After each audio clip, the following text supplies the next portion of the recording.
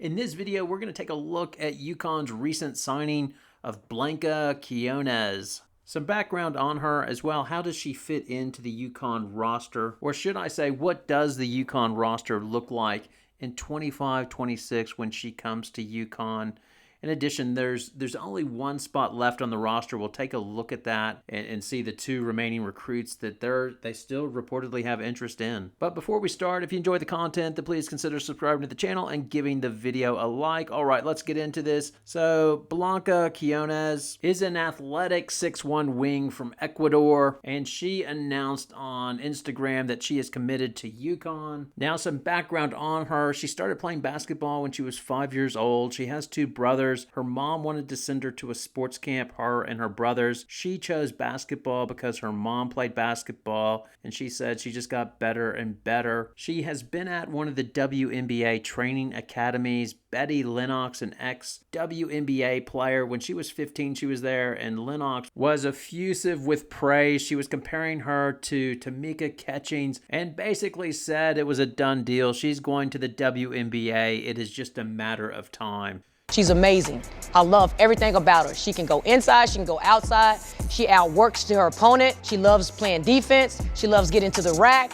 She's just limitless. To me, she's a representation of Tamika Catchings. Tamika Catchings was a great defender, was a great offensive player. And Blanca is just her spitting image twin. Up to the WNBA, that's not a question. It's just about us weighing our time out. She's 15. We want her to develop, and yes, we will see lots and lots and lots more of Blanca in the WNBA. To be honest, the praise was a little bit over the top, but she looks like a good player potentially. She can get to the basket. She's very fast. Everybody says she's fast. She moves down court really quickly. The game I watched in the, I think it was under 16 World Championships or maybe under 15s, she took a lot of three-pointers against Brazil but couldn't hit anything, but she kept on taking her shot. But she gets to the basket. She has like a variety of moves, step-throughs, and seems to be able to play through contact. Last season, she played in Italy's A1 series and averaged 10 points, 3 rebounds, 2.1 assists, and 2.1 steals. Watching her play, you can see in the WNBA what you think she would be Rickea Jackson or Ryan Howard. That's what you'd be hoping for. A big physical guard. Gina Auriemma and Morgan Valley traveled to Italy to pay a visit to her, and obviously they were able to close the deal. It seems quite clear that UConn likes the international players. So just in the recent past, they've had Lou Lopez-Seneschal, Dorka Juhas. Now those transferred in. But as well, they've had additional players straight out of high school. Aaliyah Edwards from Canada, Nika Mule from Croatia, Jana El Alfi from Egypt, and Gandhi Malou Mamel from Ireland. Now, Gandhi joins Blanca, part of the 2025 class. The other one already committed is Kalis Fisher. And be aware, they are still on the hunt for more international players as they've got offers out to Agot Makeer, the Canadian. She's a 6-foot wing. And Lara Somfai, the 6'4" Australian, who's down at IMG Academy playing with Kalis Fisher. Now, I suspect UConn likes the international kids just because there's an increased level of maturity. You get more maturity by having to live overseas. In addition, I wonder if he likes that they cannot receive NIL, as it helps, I guess, unblur the lines. They're there at UConn because they want to be there at UConn and turn themselves into professionals and feel like UConn is the best way for them to do that. Now, in terms of the roster for 25-26, it is getting very crowded. Presumably, they will have back Fudd, Ducharme, KK, Shade, Ice Brady, Patterson, Chelly, Zabel, Cadence Samuels, Strong, El Alfi, Fisher, Blanca, and Gandhi Malou Mamel. So that is 14 players. They only have one roster spot left. And as I mentioned, they have 2 offers out to Agot Makeer and to Lara Somfai. Makeer has 6 teams on her list: North Carolina, Duke, South Carolina,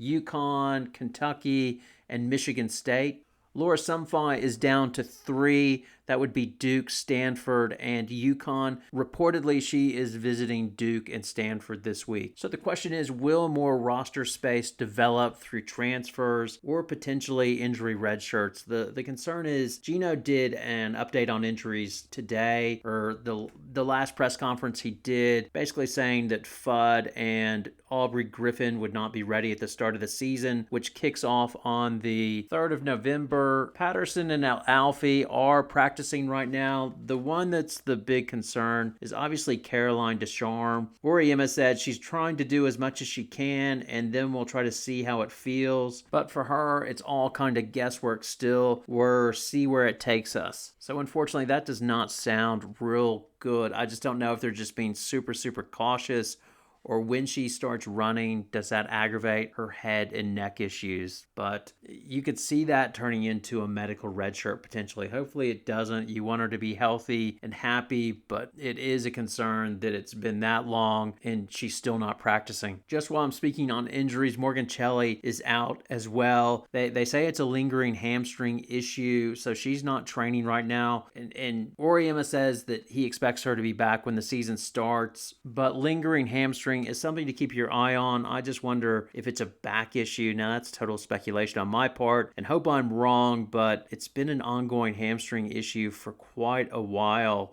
since she was in high school. So is this more of a back issue causing referred pain or sort of sciatic pain into her hamstring, and that's what's going on here? I don't know, but just something to keep your eye on. So we'll finish out by looking at the roster in 2025-26. So the lead guards would be KK Arnold, obviously, and Kalis Fisher.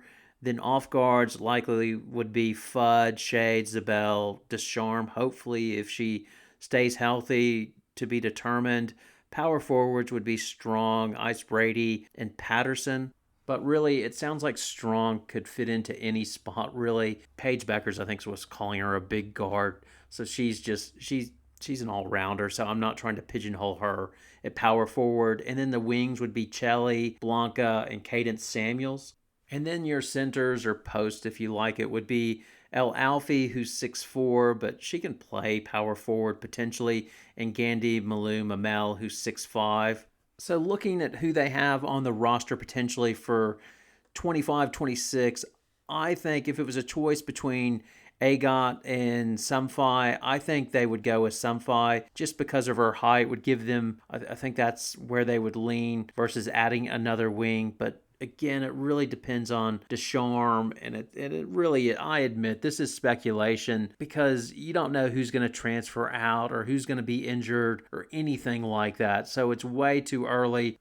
But I am curious about Lara Somfai, as her parents are reportedly over from Australia. And as I mentioned, she's visiting Stanford and Duke this week. Will she go to UConn? Will she be at first night potentially? As she says, she wants to be committed prior to the early signing period, which starts on the 13th of November. So watch this space, as in about a month's time, UConn might already have 15 on their roster for 25-26 if they can land Somfai. I guess I'll leave UConn fans with this last question. If you had to choose between Lara Somfai and Agot Makeer, what would be your preference, and what do you think UConn needs more? Now, I'm obviously in the tank. I'm in for Somfai, as I am recording from the Back to Sports studios in Canberra, Australia. So I hope the Australian chooses to go to UConn, but to be determined. Anyway, give me your thoughts, your poison. All is welcome. Thanks a lot for watching. Have a good night.